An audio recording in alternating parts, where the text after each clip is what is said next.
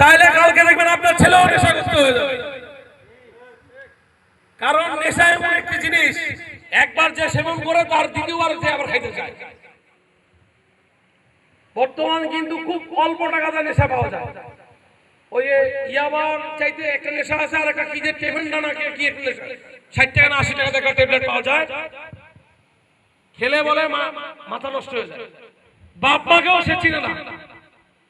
বিশ্বাস করেন, যারা নেশা আসক্ত তারা বাবা মাও রিস্কে থাকে, কখন বাবা মাদেরকেও মারবে। আমরা কিন্তু টিভির পর্দায় ফেসবুকে সবসময় দেখতে পাই যে বাপকে গোলা কাটে মারে ফেলছে, মাকে মারে ফেলছে। এটা একটা সুস্থ মানুষ কখনোই বাবা মাকে মারতে পারে না, কখনোই বাবা চাচা আত্মীয় স্বজনকে মারতে পারে না সুস্থ মানুষ। সে নেশা আসক্ত বিধায় তার বাবা মাকে মেরে ফেলছে।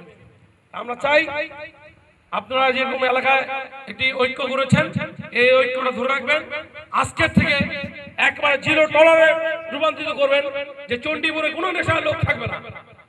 নেশার যদি যে আসক্ত হবে আপনারা কিছু না করতে পারবেন, আপনারা আমাদের জানাবেন, আপনারা আপনাদের সর্বোচ্চ সহযোগিতা করবেন। এই আশা ব্যক্ত রেখে আমি আমার সংক্ষিপ্ত বক্তব্য এখানে শেষ করছি। ধন্যবাদ সকলকে।